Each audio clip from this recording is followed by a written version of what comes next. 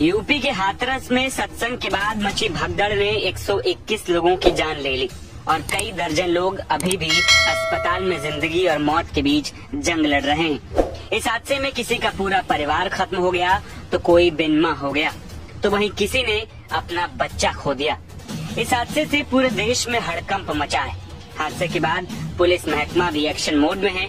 खुद मुख्यमंत्री योगी आदित्यनाथ हाथरस पहुंचे थे और जल्द से जल्द आरोपियों को पकड़ने के सख्त निर्देश पुलिस अधिकारियों को दे चुके हैं। जिसके बाद इस पूरे मामले में सूरजपाल उर्फ भोला बाबा के 6 सेवादारों को पुलिस से धर दबोचा है और उनसे जब पूछताछ की गई तो हैरान करने वाले खुलासे हुए। गिरफ्तार सेवादारों ने ये स्वीकार किया है कि भोले बाबा की चरण रज लेने के लिए भीड़ को अनियंत्रित छोड़ दिया गया था। साथ ही ये भी माना गया कि अफरा तफरी मचने पर वे घायलों को उसी हालात में घटना स्थल पर छोड़कर भाग निकले थे। पूरे हादसे के बारे में जानकारी देते हुए गुरुवार को आईजी शलभ माथुर ने बताया कि मुकदमे की विवेचना में हर पहलू को ध्यान में रखा जा रहा है।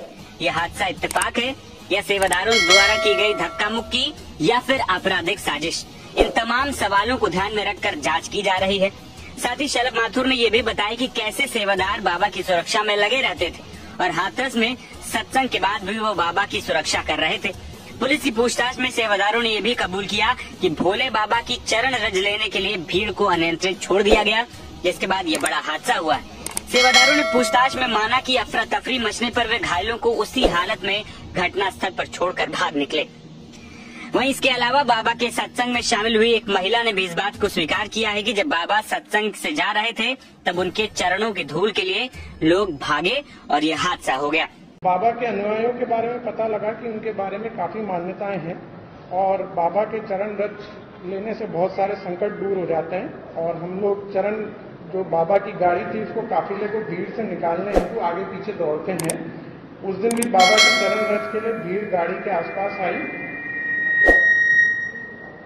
तो सेवादारों ने भीड़ को रोका और जैसे ही काफिला आगे निकला तो सेवादारों ने भीड़ को चरण रज होने के लिए अनियंत्रित छोड़ दिया। उसके बाद महिलाएं बच्चे एक दूसरे के ऊपर गिर गए।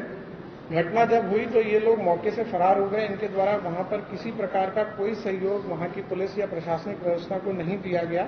एक बात जो और प्रकाश में आई कि वहां पर ये किसी भी व्यक्ति को वीडियो बनाने से रोकते थे। तो पुलिस प्रशासन को जो अभी तक की हम लोग की पूछताछ और साक्ष्य संकलन है और जो वीडियो आप लोग के माध्यम से भी प्राप्त हुए उसके अंदर देखा गया कि इनके द्वारा खुद ही अपने आप को भीड़ नियंत्रण का प्रयास किया जाता है और किसी प्रकार की पुलिस वहां पर या प्रशासनिक व्यवस्था को ये लोग एक तरह से अलाउ नहीं करते हैं। इनके अपने उसमें रिजर्वेशन हैं। ये भी बात जो मुख्य अभियुक्त हैं जो प्रकाश मधुकर है उनके ऊपर 1 लाख की गिरफ्तारी का जोन लेवल के ऊपर आदेश किया जा रहा है। 1 लाख का जो पुरस्कार होता है वो घोषित किया जा रहा है। शीघ्र उनके एनबीडब्ल्यू की भी कार्रवाई की जाएगी और इसमें खासतौर से विवेचना में भी इस चीज को भी देखा जाएगा कि कोई आपराधिक षड्यंत्र किसी व्यक्ति द्वारा या किसी संस्था द्वारा तो नहीं है, ये किसी साजिश का तो हिस्सा नहीं था। तो ये टोटल जैसा मैंने बताया 6 लोगों की गिरफ्तारी हुई है। अलग अलग जगह के रहने वाले हैं वो लोग। हम लोग के पास और भी डिटेल्स आई हैं, कुछ फोटोग्राफ्स आई हैं, कुछ पोस्टर बैनर्स आए हैं, कुछ हम लोगों के द्वारा जो पूछताछ के अंदर और चीज निकली है जो और हम लोग के पास एग्जामिनेशन के लिए जो है पूछताछ की जाएगी और जैसे जैसे विवेचना के क्रम में हम लोग बढ़ेंगे उसके अंदर जो भी साक्ष्य आते हैं और लोग की भी जो भी सख्त से सख्त विधिक कार्रवाई होगी इसमें दोषी होंगे उनके खिलाफ की जाएगी। एक तरह से भीड़ को नियंत्रण करना, ये उस दिन सभी लोग वहां पर मौजूद थे और भी लोग इनके साथ ही हम लोग कभी पूछताछ में निकल के आए जो वहां पर मौजूद थे, जिन्होंने अलग अलग तरह की ड्रेसेस भी पहन रखी थी, जिन्होंने कि चंदा भी इकट्ठा किया था, फाइनेंशियल रूप से भी इसको जो सपोर्ट था वो किया था। और बेसिकली जब भगदड़ की सिचुएशन हुई तो ये सब जो भी आयोजन करता है मौके से भाग गए।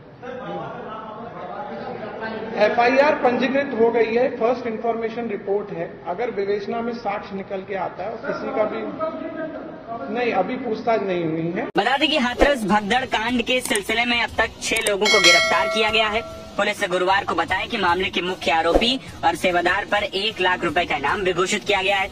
इसके अलावा पुलिस ने बाबा के सत्संग से जुड़े और भी कई खुलासे किए हैं। सिकंदरा राव हादसे में मुख्यमंत्री के आपराधिक साजिश के इशारे की दिशा पर भी पुलिस की टीमें काम कर रही हैं। गिरफ्तार सेवादारों से पूछताछ में इस पहलू को ध्यान में रखा जा रहा है। उनसे इसे लेकर क्रॉस क्वेश्चनिंग भी की जा रही है।